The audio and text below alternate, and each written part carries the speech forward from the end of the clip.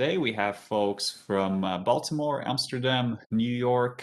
Again, thank you everyone for making all the different time zones from all the different continents, Illinois and so forth. So with that, folks, I think it's good to remind you that this seminar takes place every Friday at noon Eastern time, and it will stay recorded, but we can only discuss live right now. So I think we might as well begin. I'm thrilled to roll out the latest episode of the IBM Qiskit Live Quantum Seminar Series, dedicated to you, the research and academic communities. I'm your host, Zlatko Minev, and today I have the pleasure and privilege of hosting Professor Alicia Kollár from the University of Maryland. And hello, Alicia, how are you today? Hello. Good. And where are you tuning in from today, Alicia? I'm coming in from my office at the University of Maryland, just outside of DC, College We're Park, glad. Maryland. Yeah, thank you. We're glad you could make it and have accepted our invitation. Before we begin with your talk, allow me to give a little bit of background to you. Alicia Kollár received her bachelor in physics from Princeton University in 2010 and her PhD from Stanford in 2016. Alicia has been awarded a number of awards, including the Princeton Materials Science Postdoc Fellow, Career Award, Air Force Young Investigator Grant. And I think with that, Alicia, the stage is yours. Well, thank you very much, Zlatko, for the kind introduction. And I'd also like to thank the organizers for the opportunity to talk to you guys today about the research that is ongoing and building up in my group at the University of Maryland. So my talk today will consist of roughly 3 parts. So I'll start by sort of going over essentially the way that we use and think about the superconducting circuits hardware. Probably a lot of that will be review for this audience, but I want to give you sort of the flavor of how we think about these systems. And in particular, the coplanar waveguide lattice devices that I specialize in. And then in the second part of my talk, I will give you 2 examples of how we can really leverage the unique capability of this particular hardware implementation to make artificial lattice systems that are, inaccessible actually in the native solid state. And then in the last part of my talk, I will give you a flavor of where we're going with these devices, sort of the next generation that's being built right now, incorporating both microwave photonic crystals and superconducting qubits, so we can really start to look at interacting physics. All right, so what are the building blocks? So these are the sort of standard building blocks of superconducting circuit devices. So one half of the toolkit is microwave resonators. And my particular favorite is the coplanar waveguide resonator, and that's mostly what I'll be talking about today. And so this is a schematic of this particular cavity. And so what you can think of this as is a 2-dimensional version of a coaxial cable. So there's a central conductor and 2 ground planes on either side, and microwave modes are guided along the waveguide. And if you have regions where there are gaps in the center pin, then that forms a mirror for the microwave photons. And so you get this very nice, well-defined, 1-dimensional microwave cavity. That's one of the most common ones used in superconducting circuit devices. And one of the key things that we're going to be looking at today is really how this is actually implemented in hardware. And so this is a photograph of the CAD design for one of these cavities. And so the cavity region is here in the middle with these extra meanders. And these right here are the two gaps at the ends. And one of the really key things about this kind of cavity that we're going to be leveraging a lot is the fact that we can put these kinds of meanders in it. So you should think of these as the 2-dimensional version of coiling up extra cable that you don't want flopping around and getting in your way. And I'm really gonna be using the fact that you can change how these meanders are shaped. And at the heart, this thing is just a harmonic oscillator with sort of charge and phase variables instead of position and momentum variables that you would be taught in a standard undergraduate physics course. So this is one half of the toolkit. So these are very useful, but in and of themselves, they're a little bit too simple to do any really serious physics. And so that's why we need the other half of the superconducting circuit toolbox, which is qubits. And the simplest qubit on the market and also the most common right now is the transmon qubit. So this is the circuit for it. And it's really a capacitor in parallel with a Josephson junction. And so at the simplest level, this is an anharmonic oscillator instead of a harmonic oscillator. And you can think of it as a particle in a cosinusoidal well instead of in a parabolic well. And the fact that this potential is not parabolic gives you an energy difference between subsequent transitions. And so, the standard transmon qubit means that you're isolating and manipulating these lowest two levels. And the standard thing to do with this, of course, is to fabricate your transmon inside a microwave cavity or inside one of the coplanar waveguides. And in that case, this is the native Hamiltonian that we are looking at, typically this Jaynes-Cummings form. And so what's going on here is that the cavity itself is a harmonic oscillator. The qubit is a spin-a-half system, basically a small quantum magnet. And the native interaction between the photons and the cavity is this energy exchange term. And so basically, the qubit can absorb a photon and excite, or it can de-excite and emit a photon. And this is the basic energetic process that underlies essentially all, the vast majority of superconducting circuit devices. And so what I want to do now is think about what sorts of things does this Hamiltonian give you? And so this is a diagram of what the energy levels look like in the special case where the cavity and the qubit are degenerate.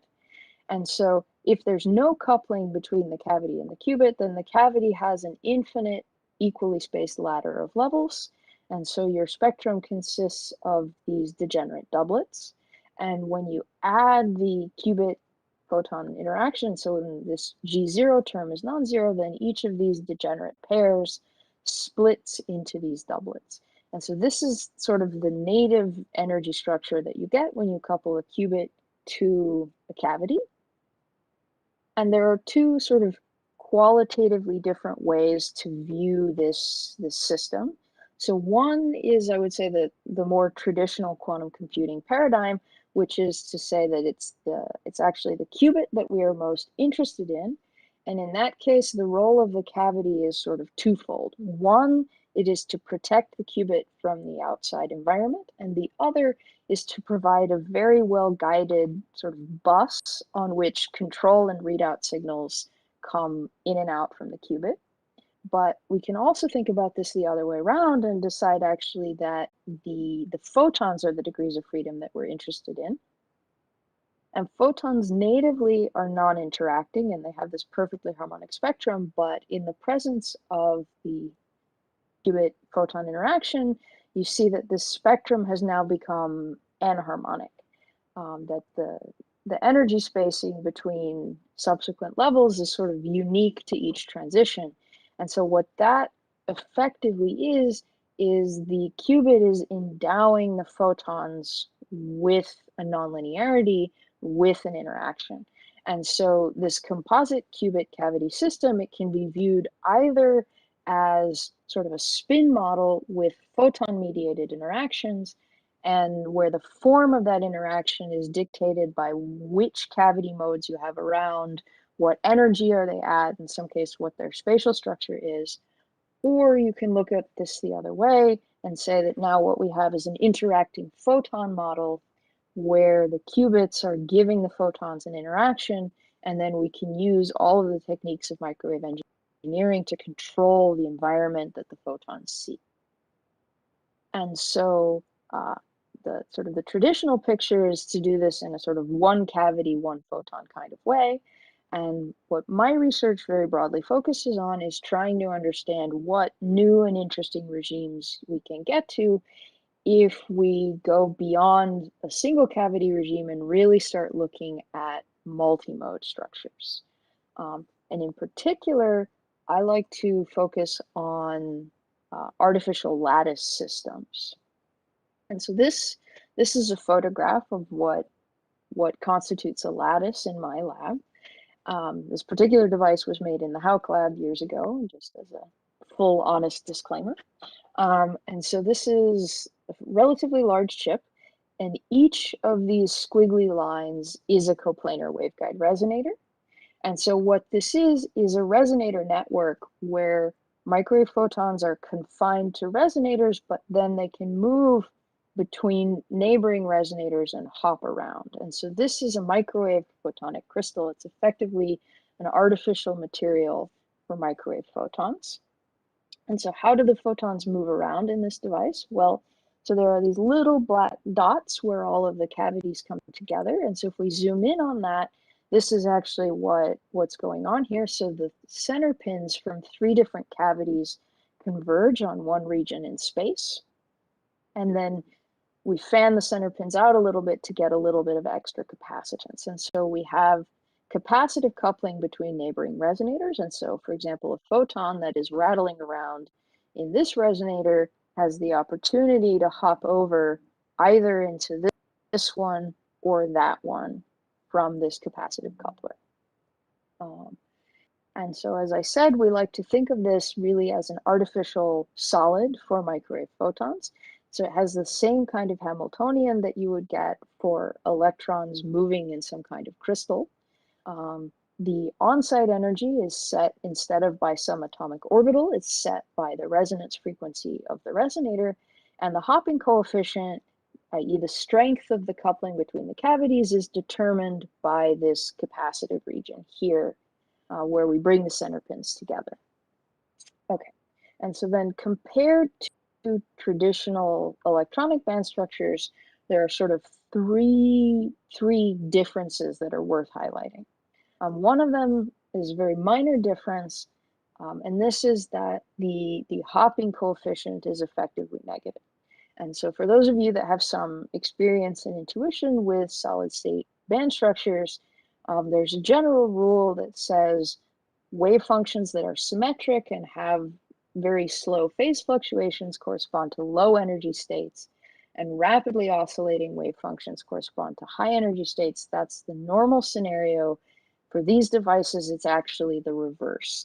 And so all of these band structures are going to be upside down from what they normally would be if you found them naturally occurring in a material, but this is a fairly simple global minus sign.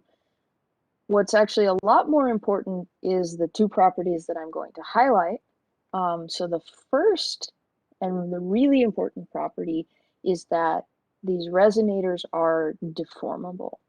And so what do I mean by that? So here is a close-up of the CAD for one of these kinds of resonators. And I want to look at what are really the key features of this resonator. So the first is that it's a waveguide-based resonator. And so you can think of this that a photon travels along the waveguide, hits the end, and bounces back, and it forms a standing wave due to this interference. And so the frequency of this resonator is set by the total arc length of this waveguide. So that's the first one. How long the line is, that sets the frequency. And the second is that the coupling between the two comes entirely from this end region here. This is a very different scenario from what you would imagine if you have, spherical orbital around an atom, and then there's a neighboring atom next to it, and the coupling between those really depends on how far apart the centers are. Whereas here, the coupling between neighboring sites comes entirely from the ends. And then the third thing that's really important is that we can coil these resonators up in different ways. And so this is one way to have this resonator meander around, but we can also do this or this. And so from the point of view of an experimentalist in the lab looking at optical frequencies down on the chip, these are 3 very different resonators. They look and are shaped completely differently. But from the point of view of a microwave photon, these can be exactly the same. They can have the same resonance frequencies and the same hopping rates, but they bridge different distances on the chip. And so what this means is we can have a equivalent lattice site fill space in a different way. And so we can take these networks and sort of bend and distort them to our will.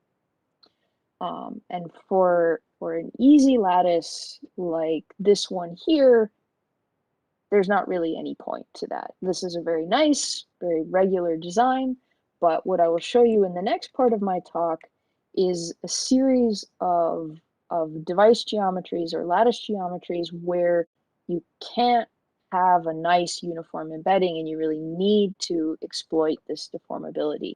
And so we can go to lattices that essentially wouldn't fit in other implementations, and I'll explain more really what I mean by that. But you should sort of keep in mind that there's this native decoupling between distance from the point of view of the microwave photon, which is measured in sort of the number of hops that it takes to get from one place to the other, and distance on the chip.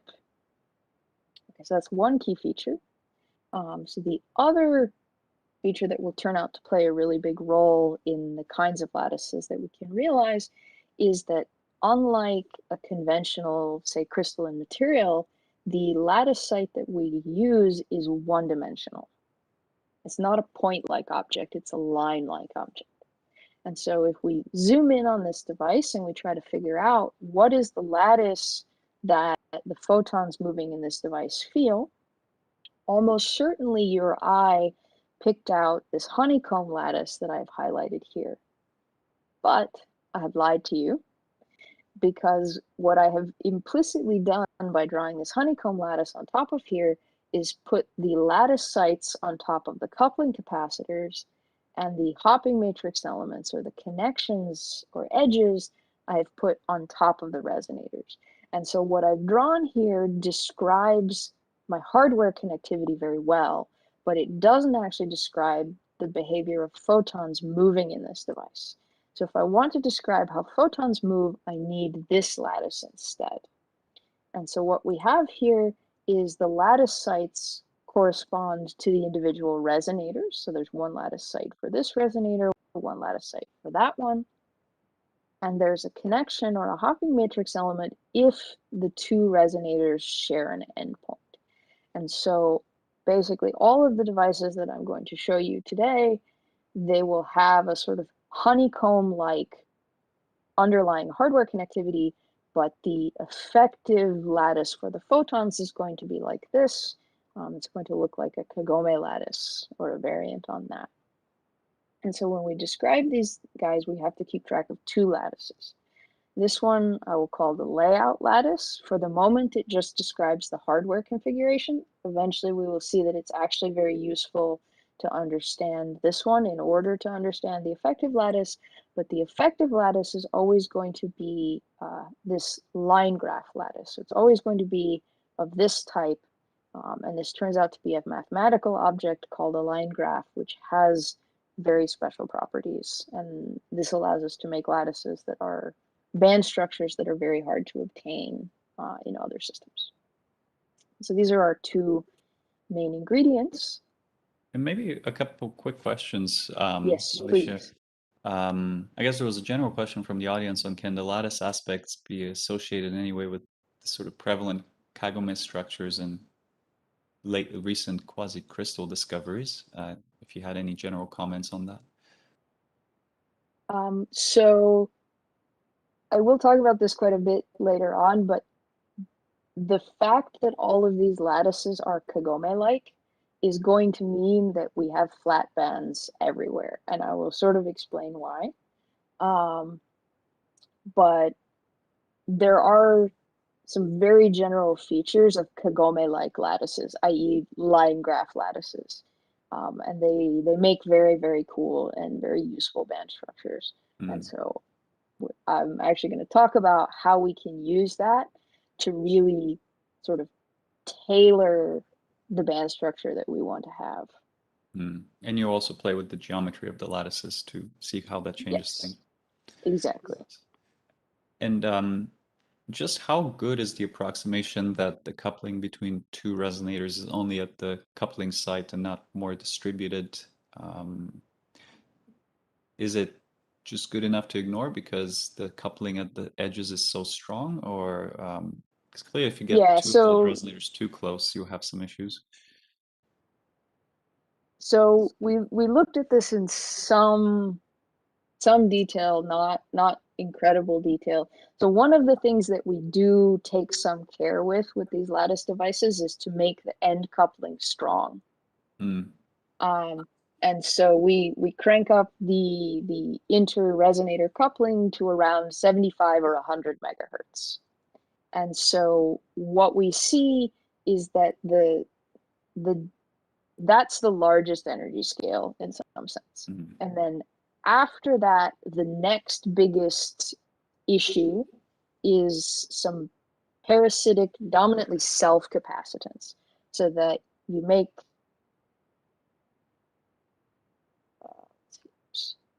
these three resonators, and there's a little bit of a difference in the effective capacitance of these two.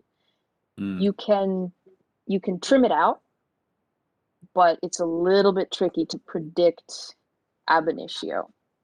And so, this is this experimental headache that Isn't that controlling this something parasitic capacitance. you could just simulate in like a um, full wave simulation, finite Well, element? so this is a great question for you as one of the developers and advocates of Qiskit metal.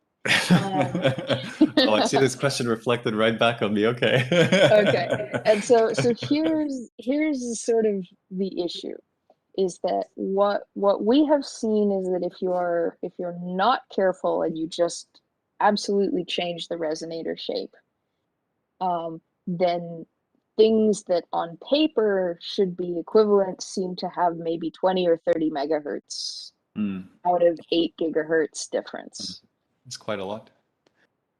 Yes, and so we're in the process of doing some more systematic tests to try to figure out where is it coming from.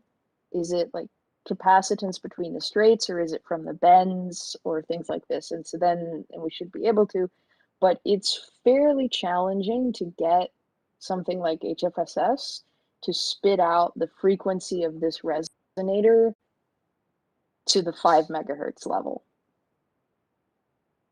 I see. And maybe a slightly technical question, but you import the resonators as a GDS file rather than drawing them natively in something like HSS with the native curves.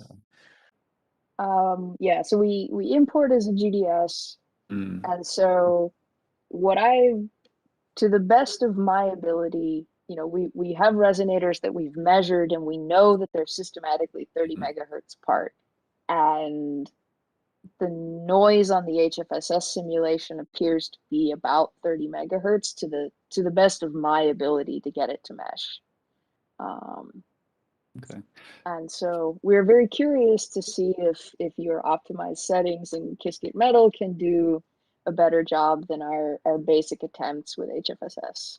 So this was definitely not supposed to be a plug for Qiskit Metal, although I do believe that that with the native curvature, you won't have as much meshing issues, and because when you get a GDS file in there, you just have a ton of points typically, even if you reduce them. And so in Qiskit Metal, we have these native curves, and I think in an eigenmode simulation with the right meshing operations, you should be able to do much better than 30 megahertz with the right convergences. So I think it'll be an interesting challenge. That would be my intuition.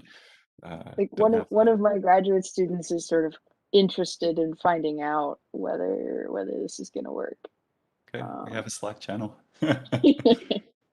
Um, all right, so that's good to know actually. So it's a little more subtle, and yeah, you have to be careful with the shapes. Okay, good. Yeah. So you can absolutely make them identical, but you have to do a little bit of checking that That's right. Yeah, because you either do want everything. I guess just to be clear for everyone in the audience, you want all the resonators to be at the same frequency, yes, ideally. Otherwise, you get what's the word? Not distortion, dispersion, you but get disorder. disorder. Thank you. And yeah, and so fortunately, one of the things that making the coupling capacitors large does is it really suppresses the effect of on-site disorder. And so if you go absolutely nuts and you make the coupling like 200 or 300 megahertz with some massive digitated capacitor, then you can swamp many problems that way. You know, it's just trade-offs. Thank you very much. All right, excellent. So then I think that's a pretty good plug for the next part of my talk, where basically what I will talk about is the ways in which this native deformability and the fact that we always realize line graphs really allows us to go to systems that aren't available in other hardware platforms. And so first I will talk about the deformability. And so, as I said, what this really allows us to do is sort of separate distance from the point of view of the photons in the device from distance on chip. And so we have this native decoupling. And so the first thing that occurred to us is that one thing that this would allow us to do is to realize curved models on a flat chip. And so make the photons feel like they're moving on a curved surface, even though the chip itself that everything is fabricated on is flat. And sort of the inspiration for this idea was sort of twofold. So one came from, you know, general relativity, where we know that curved space-time is really a natural object, but parts of the universe where spatial curvature is very large are parts of the universe where gravity is enough to kill lowly human beings. And so all of the labs that we have on the surface of the Earth are really just flat. And so our experimental access to curved systems is very limited. They also show up in materials physics. So for example, 2D materials like graphene have ripple distortions, and there are actually spherical carbon-based molecules such as the fullerenes, you know, an actual soccer ball shaped molecule. And then it turns out actually that if you can realize curved systems, in particular hyperbolic or negatively curved systems, that these have a lot of connections outside of physics. So there's actually a lot of math. In fact, currently open mathematical questions related to discrete hyperbolic systems in terms of non-commutative groups and automorphic forms. And there's also a lot of connections to computer science. So for example, if you want to have a network that efficiently connects a lot of nodes to a few central servers, then this is going to end up being a tree-like network, which is inherently hyperbolic. Also, if you want to have a network that cannot be cut in half by severing a relatively small number of links, then it turns out that also has to be a hyperbolic type structure. And that in fact, you know, the structure of the internet is a hyperbolic graph along the lines of this many nodes connected to a few central servers. And so these large number of connections, both in classical computation and in terms of general physics, really got us excited about the idea of working through all the kinks of actually realizing these curved systems on chip. And so that's what we set out to do. And so now I want to look at what does that entail, and sort of, and why is it hard, and why does it need this deformability? And so in many cases, the language people like to use thinking about curvature is differential geometry and general relativity, but you can get a really nice picture from thinking about sort of crystallography and tilings, right? And so my favorite example tiling is the honeycomb lattice. So just hexagons stacked together, and we're all familiar with this lattice, that you can put tiles down this way and everything fits. And so that's the hallmark of having a Euclidean lattice, that once you start with the right pattern, it always continues and it always repeats.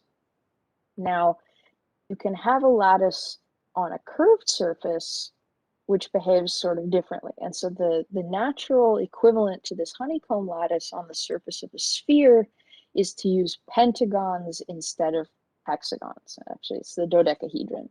But so here's a sketch of what happens if I try to take regular flat pentagons and start making a tiling where, just like in the honeycomb, three tiles share a corner. And so you fix one vertex and we can see that we already have a problem, because this corner and this corner, they should be the same lattice site. But there's no way with these nicely shaped pentagons to have that happen. And so if you take a tiling that exists on the surface of a sphere and you flatten it, then you have to stretch it out. And so this is my cartoon of a flattened half soccer ball. And you can see that the edges are getting longer and longer and longer on the outside as you you have to stretch it out to make it flat, because flat space is actually bigger than curved space. And so this is intrinsic to taking any curved space model and pressing it into flat space, is that you're going to have to distort it in some way. And the spherical case is the one where we have the most intuition, because we've all seen balls. Hyperbolic is sort of mathematically the more interesting case, but it turns out to be much, much harder to imagine, because you can't have a hyperbolically curved two-dimensional surface in 3D, but you can get a lot of intuition for hyperbolic by just knowing that it's opposite to spherical in every possible way. And so instead of using something with less than 6 sides, you can try to make this tiling out of something that has more than 6 sides. And so now, instead of having too much space, the problem that you have is there's too little space in a flat Euclidean geometry for this hyperbolic tiling. And so this is now a sketch of a hyperbolic honeycomb. And what you should think of this sketch as is like looking at an imagined hyperbolic space through a fisheye lens, so that each of these heptagons is actually the same size in the original hyperbolic space, but you're looking at it through a very distorted lens.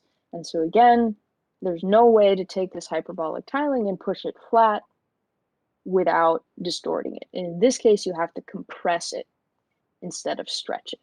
And so this is the fundamental difficulty with taking something that exists in a curved space and realizing it in a flat space. And if what you did was put atoms at every vertex of this picture, then you would get stronger and stronger connections on the outside, and you would ruin the original model.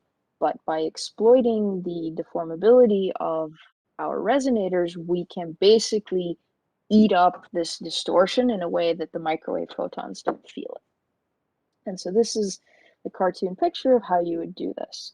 And so, as I said, the on-chip distances are not going to look regular, but that's not what matters. What matters is whether the resonator network looks regular. And so what we can do is use the same coupling capacitor at every junction. And so that gives us equal hopping between all sites. And so that, from the microwave photons point of view, it looks like every resonator is an equal distance apart, just because the coupling strengths are all the same. And then the last thing that we need to fix, as Zlatko mentioned, is the resonance frequency of all of the resonators. And so we do that by changing the shape. And so if you look, for example, here on the inside, this is a relatively short end-to-end distance. And so the resonator here has a large meander, whereas if I come out, say, over here on this edge, then this is relatively long, and we can put on a smaller meander. And so in that way, by using the extra coils, essentially, of the resonator to eat up any additional distance, you can produce a microwave device where, even though to your eye it looks distorted, the microwave photons moving in the device feel like they're in a regular lattice that exists on a curved surface. And so this is really the heart of the trick, to play off the shape of the resonator against the on-chip end-to-end distance. And this is what allows us to take these curved models and just smash them flat without destroying them. And so in practice, this is actually what it looks like. So this is a photograph of the device that was made when I was a postdoc in the Hauk lab. So it's on a 1-inch chip, niobium on sapphire. And so each of these squiggles is again a coplanar waveguide resonator. And so this particular device is the heptagonal honeycomb configuration that I just showed on the previous page. And so, here in the center, there's a ring of 7 resonators corresponding to these 7 edges, and then another ring of 7 here, which corresponds to this ring, and then again on the outside, 7. And so every time you go around in a small closed loop here, instead of going 6 sites, you're going 7 sites. And so it's a small patch of a hyperbolic heptagonal graphene type lattice, and the photons are going to move in what I will call a heptagon kagome lattice, so a hyperbolic version of the kagome. It operates at 16 gigahertz for technical reasons I won't get into. And then in addition to the lattice itself, it has these 4 antenna ports, and these allow us to actually probe the device, send in microwave photons, and measure transmission from one side of the device to the other. And so here's the final data. The experimental transmission is in blue, and overlaid on that is theory curves for a few different disorder realizations. And so this is for a few megahertz on-site variation, which is random, a little bit of systematic, and then some minor disorder in the hopping coefficients. And what we can see is that essentially the variations between the theory curves cover the difference between the theory curves and the experiment fairly well. We see broader peaks in the middle. We see the Fano-shaped resonances sort of reproduced. And so we convinced ourselves that we had indeed made a hyperbolic connectivity with relatively low disorder, so that it looked like predominantly a hyperbolic lattice as opposed to disconnected puddles because of errors in the resonator frequencies. And so this was our proof of principle that we could actually do the microwave engineering and control the parasitic capacitances well enough to actually realize this device. Very nice. There's a comment from folks in the audience that the heptagon kagome device looks awesome, and you sell t-shirts with it on. not I not think that's a joke, t-shirts. but I think, well, actually, the Matthias Fitzpatrick, the graduate student that I was working with on oh this, who's yeah, now at IBM, he yeah, made me a going away present of a t-shirt with this particular lattice on it. that's great. Yeah, I actually talked to Matthias last week, so it's a great gift. Sorry, Yeah. could you remind us what the faint blue lines in the graph diagram are again? Yes. So the dark blue lines here, they correspond to where the resonators actually go. So for example, this resonator sort of meanders on top of this dark blue line. And so the light blue is showing you the actual lattice that the microwave photons feel, because this is one lattice site and then it's allowed to hop Hmm. over to that one. And so the light blue is the actual lattice, but if you're trying to sort of overlay it on the hardware and see how they match, then the dark blue is the easier one to see. Gotcha. And it's 16 gigahertz is that's sort of where all the normal modes of the lattice are. Is that the same as where the mode of a single resonator would be? So for technical reasons, this particular lattice, we wanted to use the full wave modes of the cavity instead of the half wave modes. Oh, And so okay. So you went to the this is second the next uh, harmonic, next harmonic. um, I see. Um, which you and is don't that always have to do, but in was that a measurement side issue or more a device side issue? um, so as it turns out, actually, so the previous devices that were made of this type were things like the graphene and the regular kagome. And in that case, actually, there's no difference between the full wave and the half wave modes.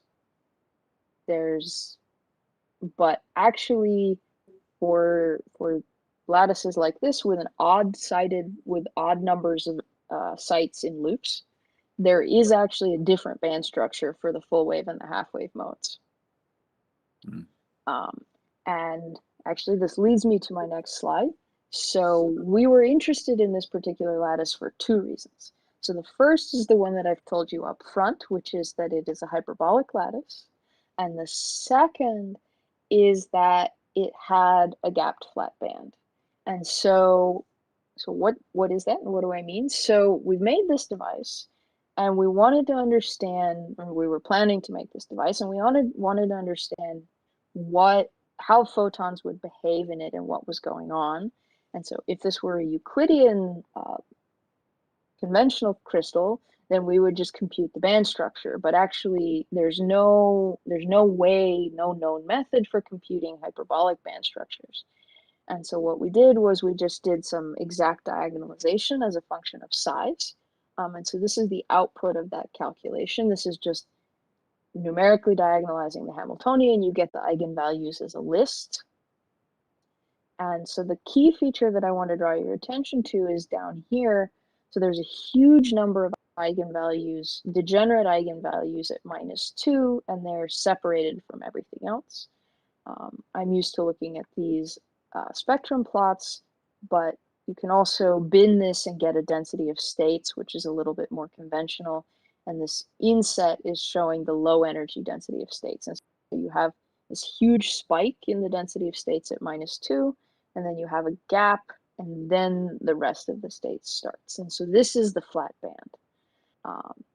And so this is a very, very interesting structure from a quantum simulation point of view, because the non-interacting problem is massively degenerate. Effectively, the kinetic energy in this cluster of degenerate modes is 0. And so as soon as you add qubits that give some photon-photon interaction, that can become the dominant energy scale and completely rearrange what the states are doing. And this is the kind of ingredients that leads to things like the quantum Hall effect and very non-perturbative many-body physics. And so we were excited to make this hyperbolic device, A, because of the flat band, and B, because of the hyperbolicness. And so what it turns out is that to get this isolated flat band, you need the full wave modes. If you want it just to be hyperbolic, then the half wave modes at 8 gigahertz would be fine. And so we went for both and had to do the 16 gigahertz measurements. But I that, and so that actually, this really leads into the next part of my talk, which is that we made this hyperbolic device. We had to work hard at the parasitic capacitances. It operates at 16 gigahertz, and this gap is not particularly large. It's there, but it's not particularly large. And so the other thing that we really wanted to understand about this device was, where did this gapped flat band come from? Because this is a very, very rare feature in band structure. And we wanted to know, where did it come from, and could we make it bigger and easier to get to? And quick question, maybe I'm getting lost, but the normalized eigenvalue number, this refers to the eigenvalue of the modes of the structure, right? Yeah, so what we did was we considered patches of growing size, and the Hamiltonian for this device is basically just the adjacency matrix of a graph, and you can just diagonalize it, and you can get out all of the eigenstates.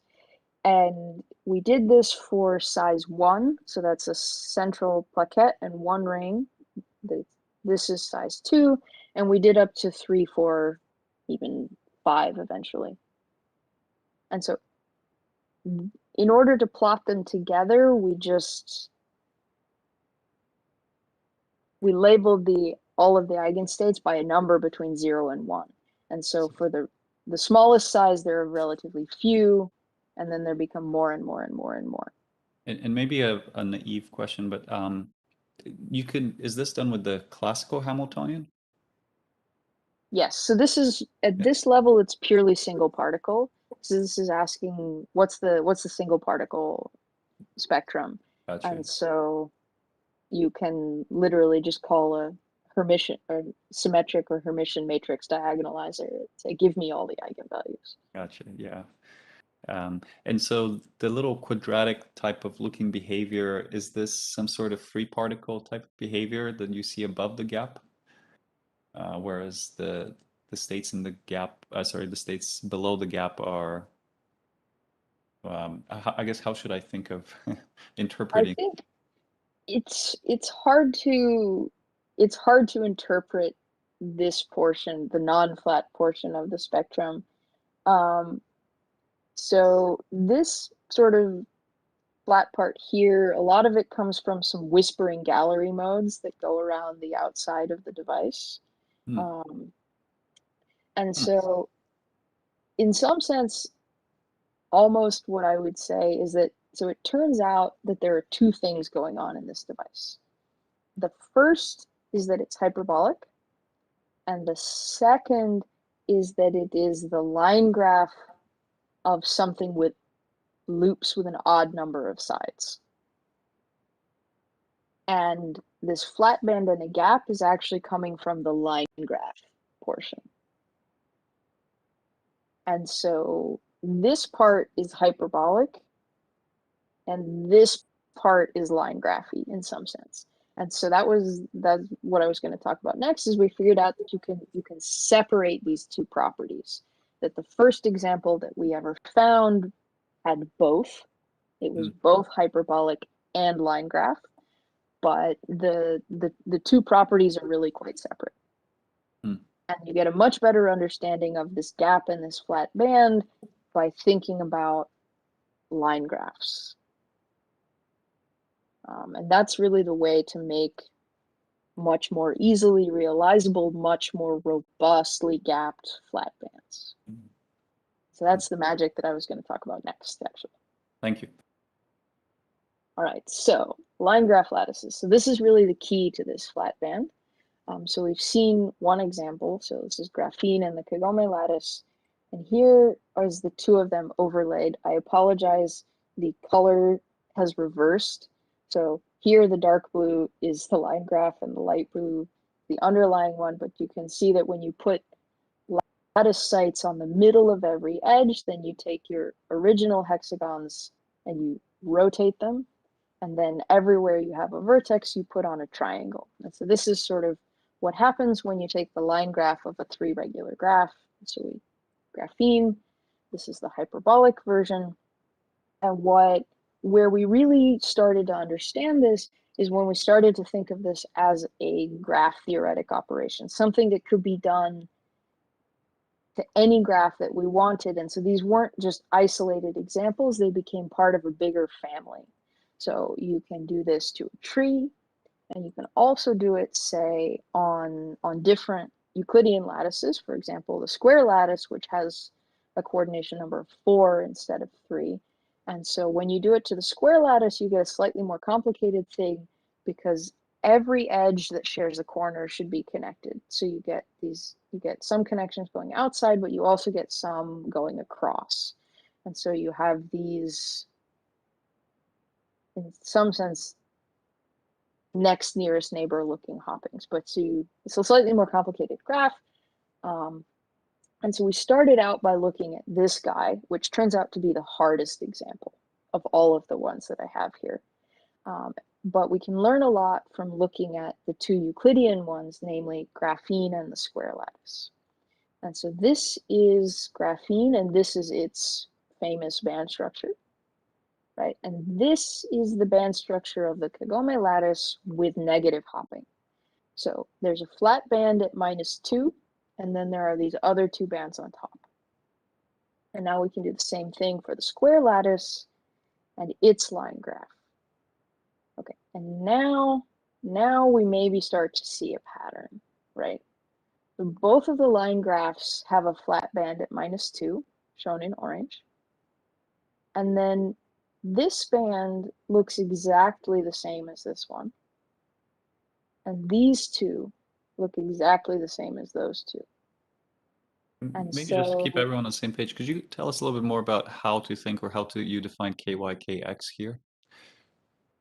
yes. So the standard method for solving the single particle spectrum of lattices like this is, imagine you have an infinite sheet of this lattice. I can't draw it, but imagine that. Then it turns out that you can define the states each by their momentum. And so kx is the momentum in the x direction, ky is the momentum in the y direction. And so you can solve for what are the allowed energies at each vector momentum kx comma ky. And it's known from solid state theory that these come in these sheets that we call bands. The square lattice only has one band, graphene has two, and the Kagome lattice has three. It's probably more than we want to talk about why there's the number, but it turns out that you really can decompose this into momentum and you get some number of sheets of energy versus momentum, which we call bands. And so there are sort of two remarkable things about these four lattices together. And that's really that the two line graphs share, they both have a flat band, and that there's an uncanny resemblance between the non-flat bands of the line graph and the bands of the original layout graph. And so what it turns out is that mathematicians knew about this a long time ago. They just didn't put it in these terms. And I've showed you a few examples here, but it turns out that it's completely general. That if you start with a graph or a lattice where every site has the same number of neighbors, so every site here has 3 neighbors, every site here has 4, then it's not just that this band looks like that one, it is that one. So the eigenstates of the line graph, they come in 2 types. There's a flat band at -2, and so every single line graph has one. Every single one. And the rest of the states are just in one-to-one correspondence with the original root graph. So you take your original eigenvalues and you shift it up by the coordination number -2. So the way that you get the band structure of the Kagome lattice is you take graphene, you shift it up by 1 hopping energy, and you slot in a flat band underneath. And for the square lattice, it has 4 neighbors, so you shift up by 4 minus 2, which is 2, and you put in a flat band underneath. And this is true for every single line graph that is regular, namely where every site has the same number of neighbors. And shockingly, you can find this on like page 5 of algebraic graph theory books, And actually, it doesn't require that this is a regular Euclidean lattice or even have any translation symmetry at all. And so this is just generally true that when you go from the original layout graph to the line graph, if the layout is regular, then you just shift everything up and put in the flat band. And so what's really nice about this is it lets us understand what's controlling the flat band and the gap above it. And so for Kagome, for graphene, the states exist between -3 and 3. And so when they shift up, the flat band exactly touches. For the square lattice, the states are between -4 and 4, shift up, and the flat band exactly touches. And so the hyperbolic lattice that we looked at first, it has the property that natively the graphene-like heptagon graphene doesn't have states near -3. And so when you shift it up to make the line graph, there's a gap that remains. And so we see now that having a flat band is just coming from the fact that we have a line graph, and the gap above the flat band is completely determined by the least eigenvalues of the original root graph. And so that actually gives us a very simple way to try to push these states away from the flat band. We want to start with a layout graph whose least eigenvalue is as high as possible. And it turns out that the mathematicians also knew exactly what lattices those were. They turn out to be lattices that are already line graphs. And so, and the key is really to have what I keep mentioning is odd-sided loops. And so, for example, if we start with something like graphene that has 6-sided loops, then the spectrum of graphene is symmetric about 0. And so it's always going to go from -3 to 3. And so this doesn't produce a gap flat band. There's a band touch between the flat band and the image of the other bands. But by using some graph theory tricks, we can get rid of the band touch that the Kagome has. And so what we're going to do is we're going to take a little bit of a sidestep and do something that I call subdivision. So we imagine we start from graphene and now we add a new lattice site on the middle of every edge.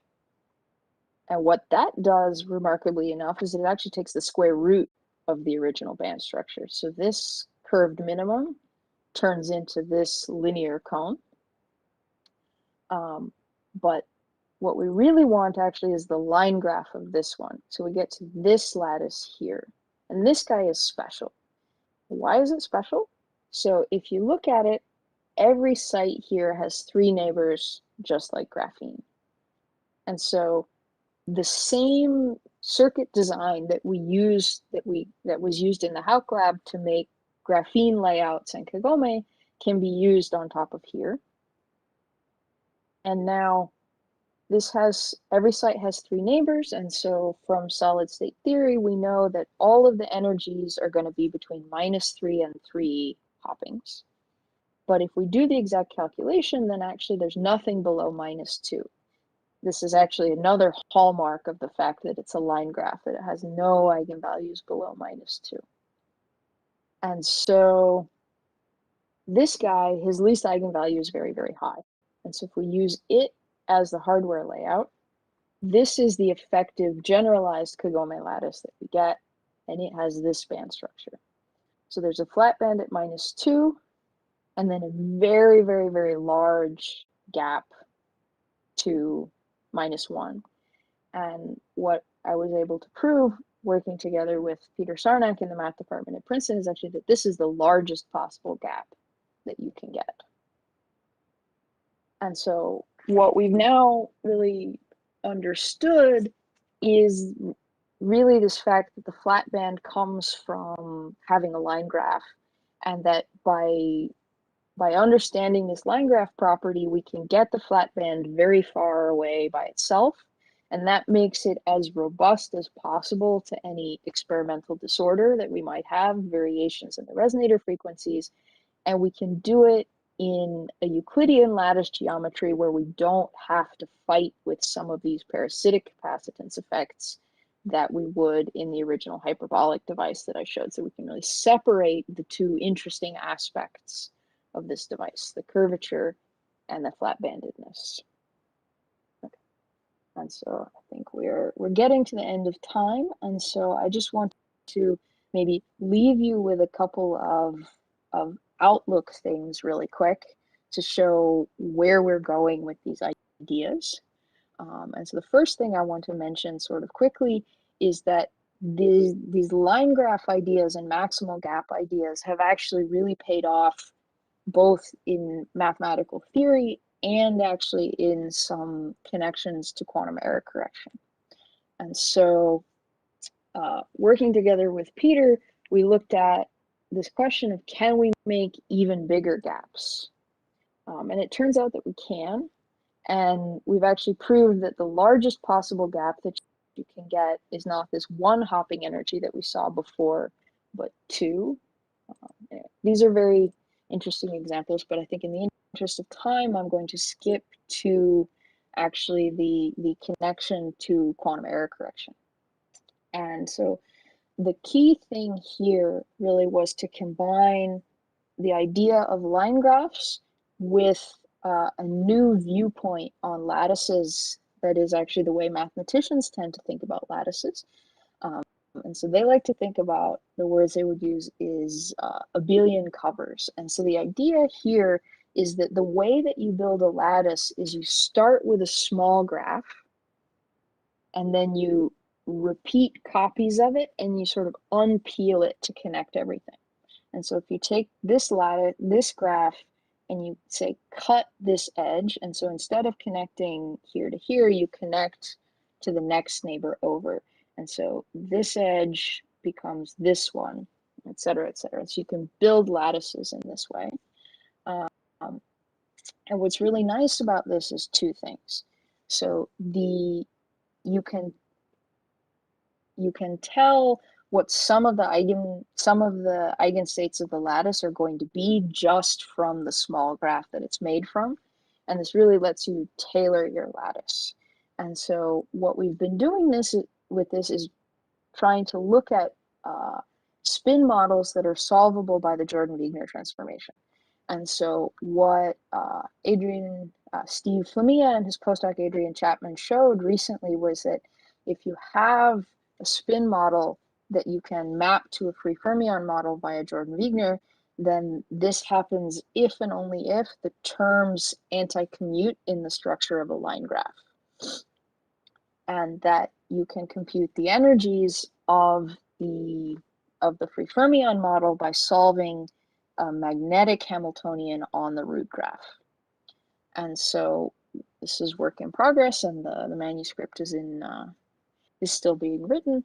But what we did was we took the sort of large gap intuition that I had developed from previous projects and combined it with the abelian covers method. And so we were able to search a large number of lattices looking for models that would have very favorable error suppression.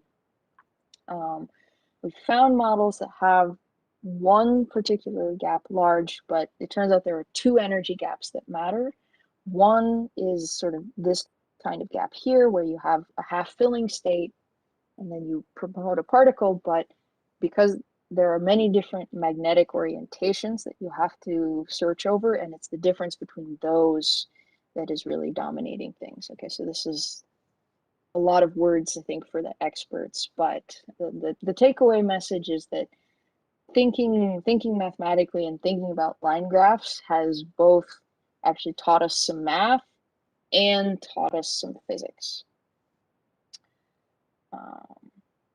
And then I think the very last thing that I will show very quickly is where we are trying to go with these devices. So what we're starting to build up in my lab is now devices that incorporate not just these coplanar waveguide lattices, but qubits, and so that we can have nonlinearity. And we're starting to look at photon-mediated qubit-qubit interactions, where we use the different types of photonic crystal that we can make to tailor the qubit-qubit interactions. And so if you have two qubits in a photonic crystal, then what you actually end up with is an effective swap interaction that goes in all modes in parallel. And so the different modes interfere with each other, and they give you a localized wave packet of some form. And so in a 1D photonic crystal, this gives you an exponentially localized bound state. And this was measured before. Actually, some of the students that did this in the Hauck lab now work at IBM. And what we are working on is to take this into new regimes, in particular using new lattices and a different coupling scheme. And so if you use a hyperbolic lattice like this, then it was shown in this recent archive preprint that the effective qubit-qubit interaction that you get from the lattice is also hyperbolic. So this is one direction that we're going. And the flat bands actually give you frustrated magnets. And so if you look at this particular photonic lattice and you have a qubit on every site, then sort of neighboring pairs want to anti-align, but the triangles cause frustration. And so these are the kinds of ingredients that you can natively get combining the flat bands that are native to coplanar waveguides and the fact that we can go to these curved spaces. So we can make, you know, curved spin models, and we can make frustrated spin models. And these are the kinds of devices that we're building up. And I think in the interest of time, I will skip the discussion of Raman coupling and just leave you with the outlook, which is that by really understanding how our hardware is built and how coplanar waveguide cavities work, we can get to very interesting lattices that aren't available in other platforms. We can realize curvature, and we actually, in some sense, get flat bands for free. And we have really learned how to choose the right lattice to optimize these flat bands.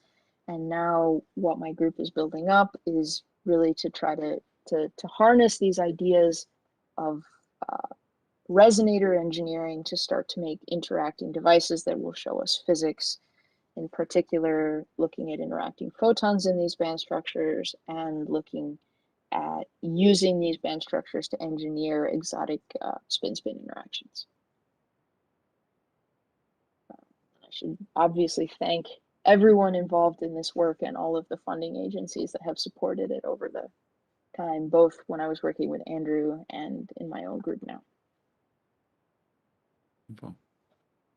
Thank you very much, Alicia, for the wonderful talk. And there's been a lot of discussion in the chat.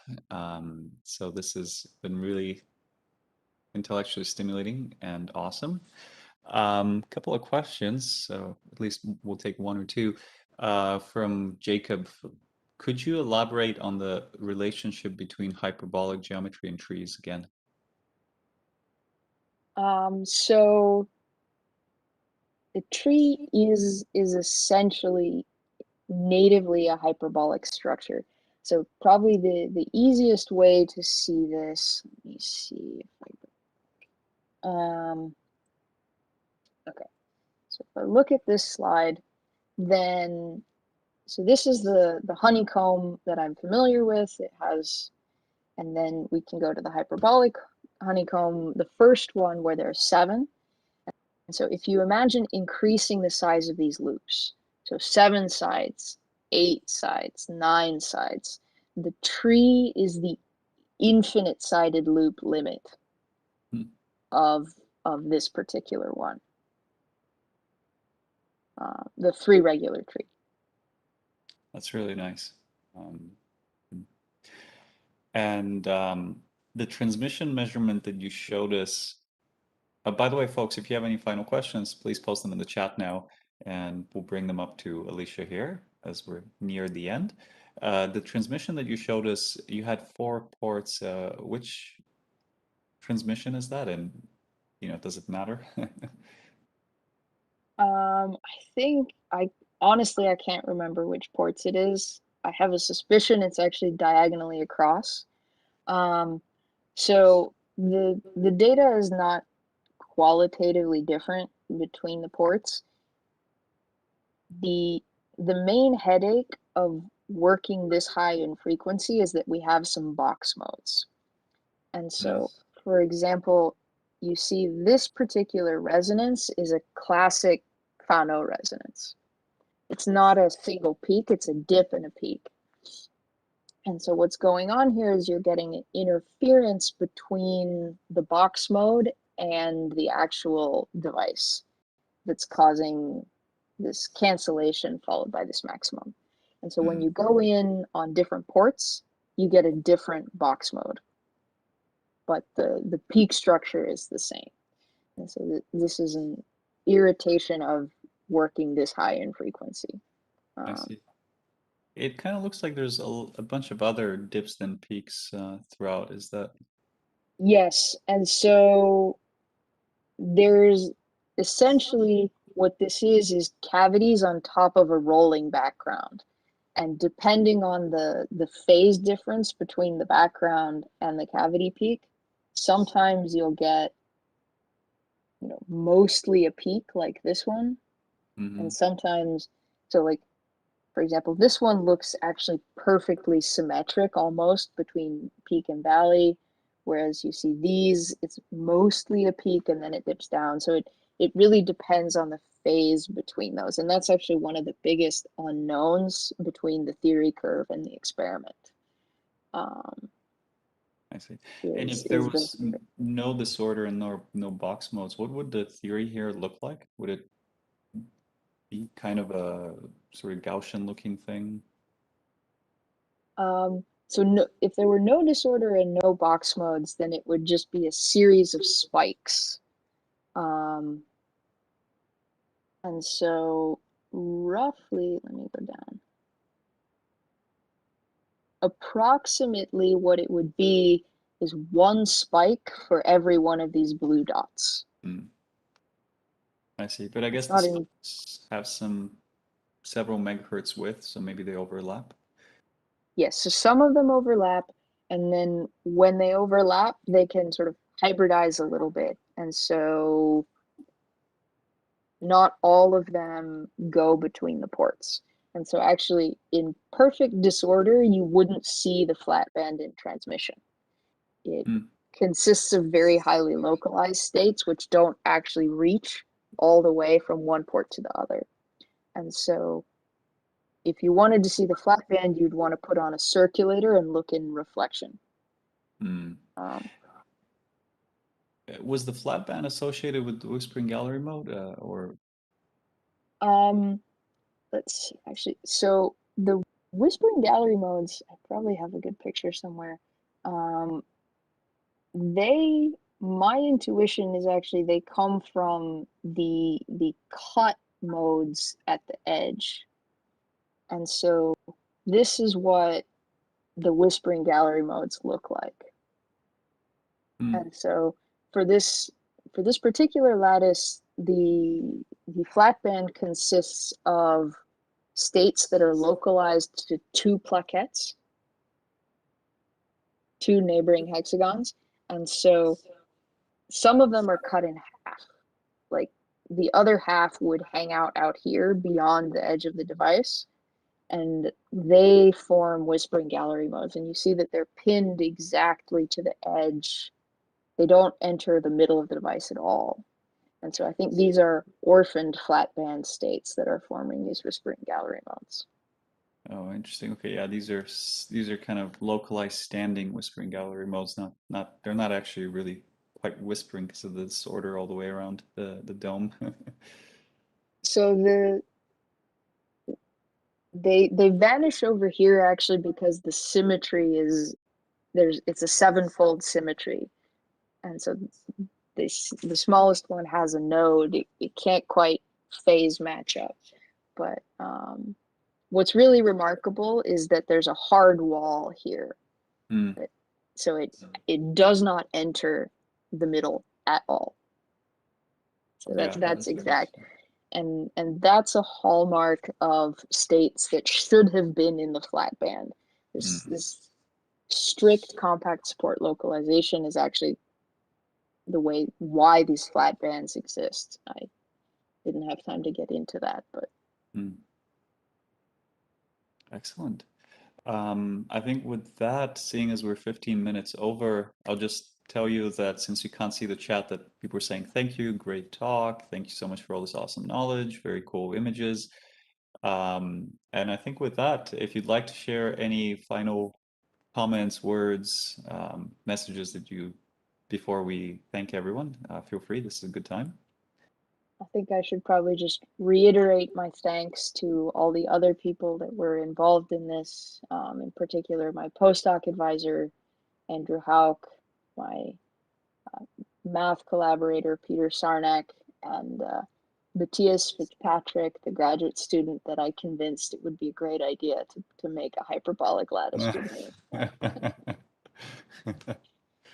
In particular. Yeah. Alicia, and of course funding agencies. Yes, Last Alicia. but certainly not least. Yeah, absolutely. Sorry, didn't mean to cut you off. Yeah. Alicia, thank you very much. This was a really wonderful talk. Thank you for your time and accepting our invitation. Folks, thank you very much for tuning in. This talk will stay recorded, and so you can go back and rewatch it. If you have any questions, you can also subscribe to the YouTube channel so you know when the next seminar series is. But otherwise, we'll see you Friday at noon Eastern Time next week, right here on YouTube. Take care.